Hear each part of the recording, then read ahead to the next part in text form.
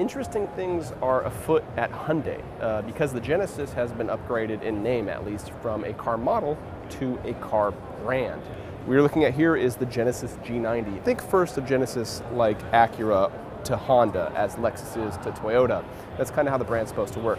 The G90 is the first product of what Hyundai says will eventually be 6 in the Genesis flagship model brand hierarchy.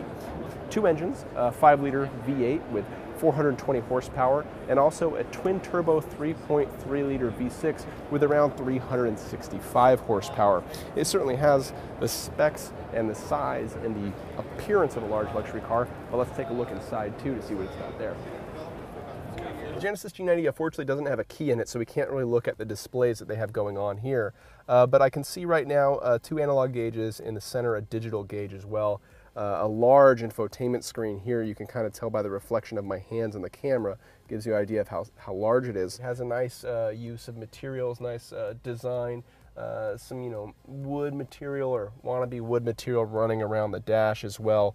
Some of these buttons feel really nice to use. Heated and cooled seats, adjustable drive modes, and a nice feeling shifter as well.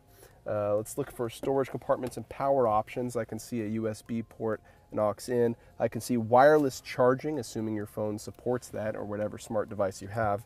2 cup holders, nice big deep storage space here with 2 12-volt plugs. And how can we have a luxury car without the sunroof? Let's take a look at the back seat.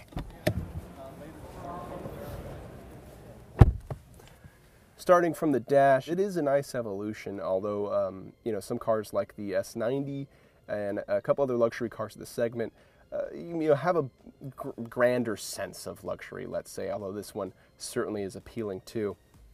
Back here, dual air vents and more power ports as well, 2 12-volt plugs. But then back here you realize how nice it is to be a passenger in the Genesis G90. Tons and tons of legroom, and my head is not touching the roof at all. I have plenty of clearance. A lot of controls here on the center stack. You could pretty much control the entire audio system, your heating on your seats, and the climate controls as well, and deep storage pockets down in here.